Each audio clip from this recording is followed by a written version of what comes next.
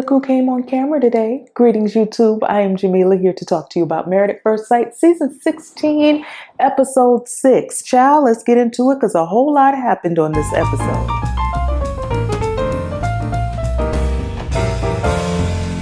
Start out with Chris and Nicole. So I could have sworn these two had done the nasty, but apparently they did not. They both said that they wanted to wait it out for a little while because, according to Nicole, she had been in a relationship where they had a lot of good sex, but their relationship was trash. We've all been there, Nicole. Chris pretty much said the same thing. And then Chris said he was in a relationship with a woman for a year and a half and they only had sex 3 times. Baby, you were the only one in that relationship. I hate to be the one to break it to you, but sis was not in a relationship with you. I said this before, but I'm really concerned about Nicole and Chris with all this trauma bonding with their previous relationships. I mean, I think it's a good thing that they've both been through some things and all of that, but at the same time, I am just very leery about talking to people about your previous hurts. I've learned this the hard way, right? I mean, you're going to talk about some of it in your relationship, but when you lead like, oh, this is what happened to me, this is what happened to me, it's giving trauma bonding types of vibes. And I'm not like, but I do like that they have these conversations about what their everyday life is going to look like, because the honeymoon is going to be over at some point. Chris says he doesn't like dishes in the sink. I get it. But then he turns around and says that he only does laundry once a month. I'm concerned. Now, I am someone who does laundry a little bit too much. I'm not really good to the environment when but once a month, sir, that is concerning to me. Like, do I have that many pairs of pants? I'm sure I do, but still, once a month, dirty clothes sitting in my... Anyway, Nicole says we're going to do it a little bit more than that, especially because we have 3 dogs that are going to sleep in the bed with us. So, we need to be changing those sheets. We need to be changing those sheets if no dogs are sleeping in the bed with us. He's concerned that Nicole may think he's lazy because when he comes home from work, all he does is lay on the couch all day. He walks his dog and then he lays on the couch. Oh, many of us do that. But when I did have a 9-to-5 job, that's pretty much what I did until Friday. Every now and then I'd go out on a Thursday night happy hour, but that's what I did. Came home, cooked, did all of that, and then laid down. And even though I don't go into an office anymore for work, when I have time off and I'm at home, baby, I'm in that bed. I got a TV in my room. I'll be laying in that bed watching TV. That's what grown people do. I don't consider that lazy at all. Or maybe I do, and I'm just trying to justify how I be living. Nicole says that her pet peeve is S&P, slow moving people. I think that's one of my pet peeves too, depending on what I'm doing. Like if I'm in Jamaica, like you guys are, maybe not. But when I got things to do, you know what else? Not that y'all asked this question, but I'm going to tell you anyway. When I'm in a store and somebody is like ringing up my stuff or getting my stuff together and they stop to talk, right? Or they're just moving around really slow. Like I don't have stuff to do. Like it drives me nuts. Anyway, that is not why we're here. Let's continue with the recap. Aris, I'm sick of Aris already. Aris can go back home to his cousin because I'm tired. They're doing these body massages, him and what's the child's name? Jasmine. They're doing these body massages and they're talking about like touch. Jasmine says that she wants more of that. Now, just last week, he's asking her what her favorite position is. And now he's kind of like, I don't really want to be intimate. I'm just like, make it, both of y'all, like make it make sense. I do think that there is a whole lot between no affection and blowing people's back out. I do think that. Speaking of blowing people's back out, I thought it was incredibly rude for Clint to say that in front of everybody. But when I got the context, it was hilarious, but he shouldn't have said it in front of everybody. That was boy talk. But anyway, like, I do think that there's a balance between the two of them, but it's like, Aris has gone from completely like wanting to jump her bones. It seemed like he wanted to have sex with her, like I said last week, because she was his wife and she could, but he knows he's not interested in her. And he reiterated this week. He said that he does not find her attractive. And then he says she does not have a big enough booty. It seems to me that he needed to hook up with one of these other ladies on this cast, because Jasmine is the only one who isn't really like super thick, but she got a little dunk on her. She got a little something back there. But according to Aris, that's not big enough for him. He wants Serena Williams. Boy, you could never. He wants Meg the Stallion. Sir, you are not party. But then again, Meg, no, I ain't even gonna do my good sis Meg like that. That was her past. She would party now. And Aris, you are no party, okay? All right. But anyway, he says he wants a bigger booty. He's not really that attracted to her, but he is going to try. But then, as Kirsten pointed out, he lied to her in her face and told her he thought she was beautiful. But then again, even on the after party, he said it's not that she's not beautiful. She's one beauty pageant. She's a beautiful woman, but she is not my type. And yes, someone can be attractive and not your type. But Aris is giving F-boy vibes. Even when he was on that after party, his turtleneck, he had on the F-boy turtleneck with the turtleneck with the vest. That's F-boy. It is so weird for me to say F-boy, because if you've been following me for any amount of time, you know I cuss like a sailor. But you know, YouTube be doing what YouTube be doing, so I'm trying not to cuss. So as I was saying, the turtleneck, the vest, and the jacket, that is an F-boy outfit. I said what I said, argue with your mama. Anyway, moving along let's talk about Dominique and what's that child's name? Mac. Now, I surely thought the two of them did the nasty, because they was all touchy-feely and all of that. But Dominique seems to be very turned off by Mac. And this week we really saw it. She is annoyed by his jokes. I mean, he kind of makes jokes about everything. I think Mac is just socially awkward, or he might just be socially awkward in this situation. And so he kind of teases, make jokes. He always, earlier he was talking about he's been riding horses his whole life. And then when they get to the real horseback riding, which is so fun, by the way, I've done that in Jamaica. But I'm having a flashback of a memory. I won't tell y'all about it. But anyway, maybe I'll talk about it on another video. But he always talks about things that he can do and he's done. He has just a weird, awkward, like I said, socially awkward sense of humor. And it is annoying the hell out of Dominique. And she finally told him, like, your sense of humor is weird, because it is. I don't want to say that. There might be somebody that enjoys Mac vibes, but it ain't Dominique.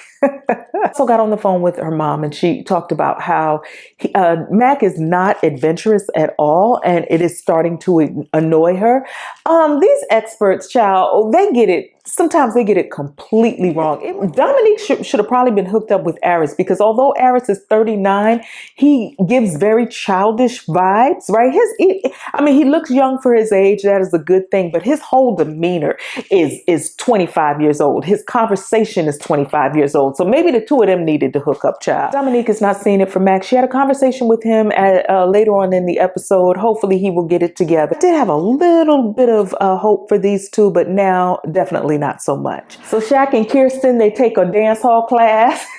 They learn how to dance. I thought that was so cute. They both seemed to really, really enjoy each other. Shaq was killing it. Kirsten was killing it and serving body. Yes, ma'am. Curves for days, and I love it. That would have been right up my alley, because if you follow me on my social media, or you know me personally, you know your girl loves to dance. I'm the first one on the dance floor. Dance is definitely my love language. That don't mean my partner has to be able to dance. You just need to, just hype me up, You just need to go, hey.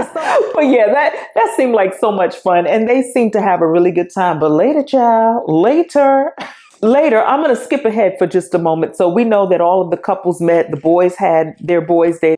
And when Shaq and Kirsten met to talk about that, honey, they were talking about Aris, and then they were talking about Clint and Gina, but they got into an argument about themselves. So Clint offended everybody with the attraction conversation. We'll get to it in a minute. And Shaq, I wish I would have heard him say, how can you be offended with what Clint said when you said the same thing about me? And said it not only to Shaq when they were alone, but she said it in front of everybody, right? And then Kirsten got to talking about how Shaq's sense of humor really gets on her nerves. And when they did the playback of what his sense of humor was, he was teasing her, teasing her about how she was struggling with the bag. I thought like that was a little corny. And listen, when people talk about their sense of humor, when it is at I know this is how I am. You ain't gonna have no good sense of humor just at my expense, right? I'm not saying that I can't take a joke or whatever like that, but if your sense of humor includes just joning on me and teasing me, I do not like that either. I do not like when people do that. And so, yeah, I kind of got where she was coming from. But he said, listen, I'm a jokester and, that's who I am. And if you don't like my personality, I mean, what am I supposed to do? And Shaq said, you're not attracted to me. You don't like my sense of humor. So what do you like? And from my recollection, she didn't really answer that. She was just like, be you, honey. I hate to say this, but this has been my experience. When you are really, really trying to, interact with somebody that you are really, really not attracted to. I'm not saying like, because there's sometimes you might not be initially attracted, but they're not a bad looking person, but you still might, be able to grow an attraction. But there are some people where you are just like, even if they're not ugly people, you are just like, I'm not feeling it. And so everything they do and they say annoys you. That is so bad. I can't believe I just said that out loud, but that's been my experience, you guys. And I feel like that's Kirsten's experience. I feel so bad for Shaq because he's a good looking guy.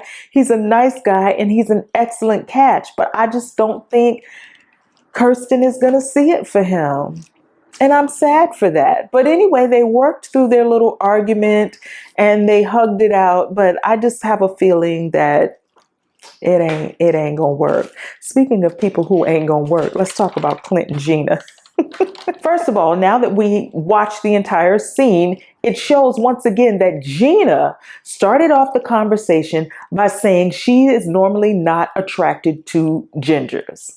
And then Clint, in turn, because his little feelings were hurt, said, I usually like slender women. Now, all of the other women that were there, with the exception of maybe Jasmine, because Jasmine has a slim build, but the rest of them girls are thicker than a Snicker, and you all look great, by the way. Gina, you were killing that green bathing suit. Oh my God, Kirsten, you and your green bikini top and the little, yes. I am a heterosexual, but all of you just have grabbable asses, okay? So the other girls caught them strays from Clint because Clint does not know how to read a room. Gina was right when she said that, and Gina, I'm with you when you're right. But the fact that you brought up for the third time that we have seen, and according to the after party, Clint said that she brought it up on their wedding night or the night after, that she is normally not attracted to gingers. Like, how many times do you have to say that? And I'm gonna backtrack for just a second before I get back to this ginger conversation.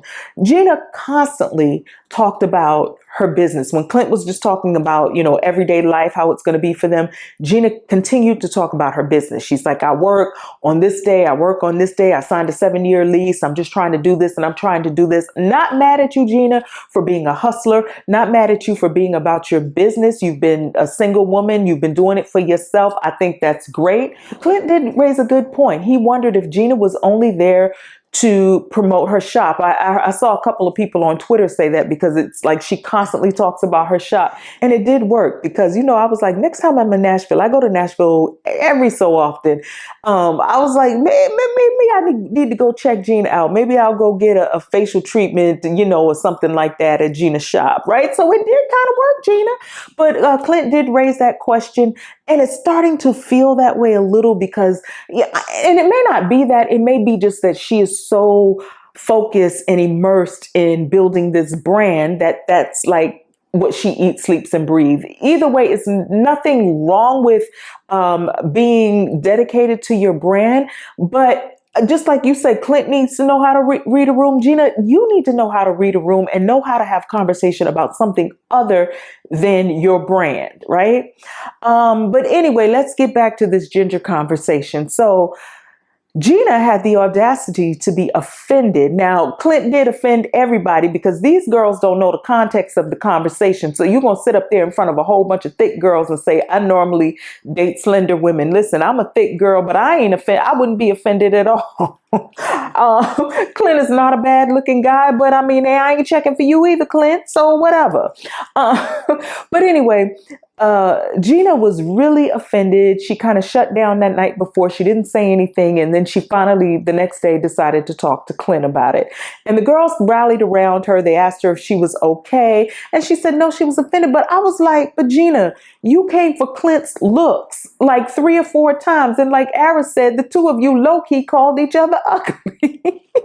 So I think the vitriol that Gina had was more so that she was embarrassed because he said it in front of everyone, but you said it in front of everyone. And Clint also raised a good point. He said, do you not think that ginger is offensive? So I'm half Bermudian. My earlier years were spent there. It is a British territory. So ginger is a commonly used term, even for Black people with reddish hair. When I was little, I had not really red hair, but more of a, playing in the sun and stuff. And I remember when I was little, my cousin Kamal, they would call us little ginger babies, right? And that's a commonly used term. So from my perspective, it's not an offensive term, but we hear things like redheaded stepchild and things like that.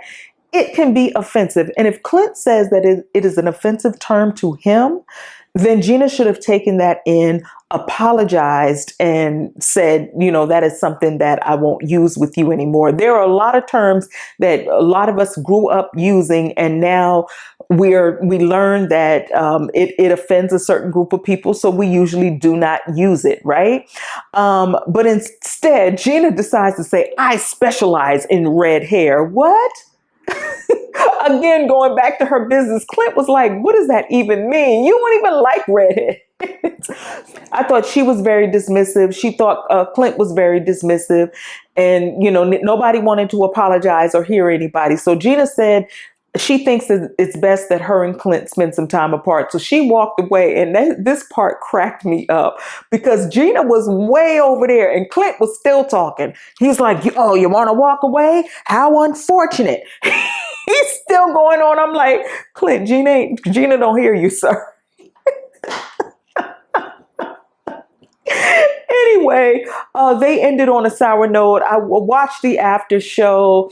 When Keisha asked him about how their relationship is, he pretty much said it's non-existent right now. There's no intimacy between them. I noticed that the previews from the next episode do not show Clint and Gina. And we heard that one couple called it quits early. The way that the previews have been looking, it looked like Dominique and with Mac. But I have a feeling it's going to be Clint and Gina. I have a feeling that's over. Gina got her advertisement for the Slay Bay. Girl, I hope, the girlies in Nashville go to get their Botox and their fillers. And speaking of Botox and fillers, when I said that Gina got a little black in her, somebody in my comments was like, no, those are those fillers. No, I mean, I noticed the fillers. I ain't talking about that. It's something about especially when she ain't wearing no makeup. She got an Italian last name, and them Italians got that thick black hair from the Moors. So Gina got some black in her. Anyway, I think that Clint and Gina are done. And that is really funny because they live in the same building and they didn't see each other before. But I guarantee you, once you date somebody and you live in the same complex or the same neighborhood and you stop dating them, you see them all the time. Ask me how I know. Anyway, you guys, that's all I got for this video. Thank you so much for watching. Like, comment, and subscribe, and I will see you in the next video. Peace.